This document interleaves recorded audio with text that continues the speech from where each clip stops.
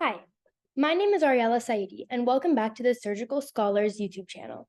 Today we are going to be learning about orthopedic surgery. First, what do orthopedic surgeons do? So they focus on treating conditions and injuries that affect your musculoskeletal system. This includes your bones, muscles, joints, tendons, ligaments, cartilage, and soft tissues. And you can see where they are all in the image in the right, your bones, your muscles, and tendons on the front and back of your body. Now, your musculoskeletal system helps you move your body and hold the weight of your body while maintaining your posture. So, damage to these parts of your body can cause pain and or a limited range of movement, which is where the doctor comes in. Orthopedic surgeons often specialize in either a specific area of your body, like your shoulder or your knee, or a specific type of surgery, like oncology, which is bone tumors, trauma or injuries, sports injuries, and pediatric oncology. Now, a few common orthopedic conditions are arthritis, carpal tunnel syndrome, rotator cuff injury, fractures, and scoliosis.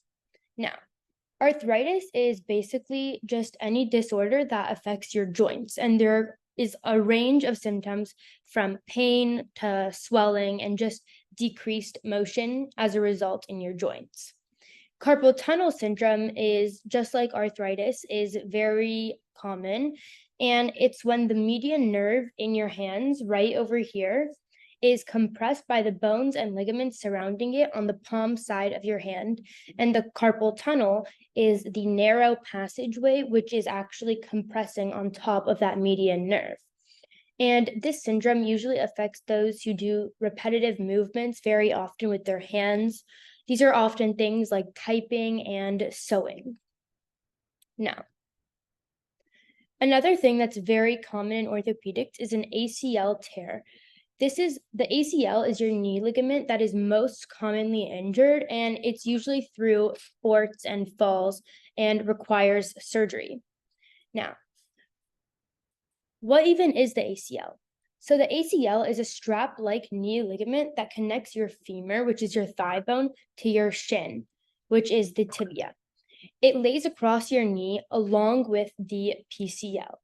And the PCL lays in the opposite direction of the ACL, and they're in an X motion with the ACL facing the more front of your knee bone. And the ACL is kind of like a strap that connects your bones and prevents your knee from bending too much.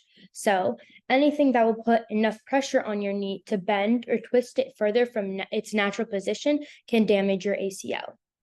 Now, ACL injuries can have different severities, which range from grade 1 to grade 3. So, grade 1 ACL damage is when the ACL is stretched enough that it has been damaged a little bit, but the ligament is still in one piece and it is still holding all your knee bones together, and it's still holding its position. A grade 2 ACL tear is when it's partially torn and damaged and loosened, but it's still okay. It's holding your knees not as well, but it's not completely ruined. And then grade 3 is a complete tear where you really need extensive surgery to fix it.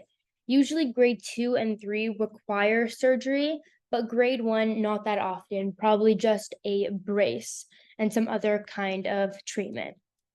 And that was it for orthopedic surgery. Thank you so much and hope to see you again.